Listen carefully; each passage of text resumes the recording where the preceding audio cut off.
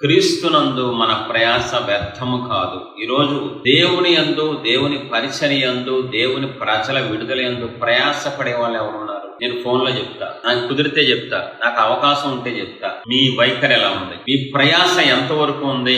మీరు చెప్పగలరా? పౌలు చెప్పగలుగుతున్నాడు, ఇంకో మంచి పోరాటం పోరాడాను. మీరు చెప్పగలరా? అయ్యా, నేను అనేక ప్రాంతాలకు వెళ్తున్నాను, కష్టంలో వెళ్తున్నా, వ్యతిరేకతలు వెళ్తున్నా, సమస్యలతో వెళ్తున్నాను, ఏది ఆశించకుండా నేను వెళ్తున్నాను. ప్రయాస ఏది? ప్రయాస పడకుండా మనకి రిజల్ట్ ఎలా వస్తుంది? యేసు ప్రభు వారు భూమి మీదకి వచ్చి ప్రయాస పడ్డారు.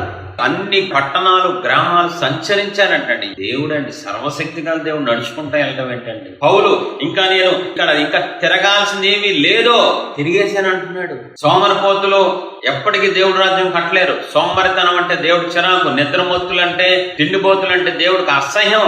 కష్టపడే వాళ్ళు కావాలి, దేవుడి కోసం ప్రయాసపడే వాళ్ళు కావాలి. మన తండ్రి యేసయ్య రక్షకుడు ఒక ఆత్మ కోసం ఆయన ఈ సముద్రం నుంచి ఆ సముద్రానికి వెళ్ళారండి. ఆయన పిల్లలమైనా మనం ప్రయాసపడాలి.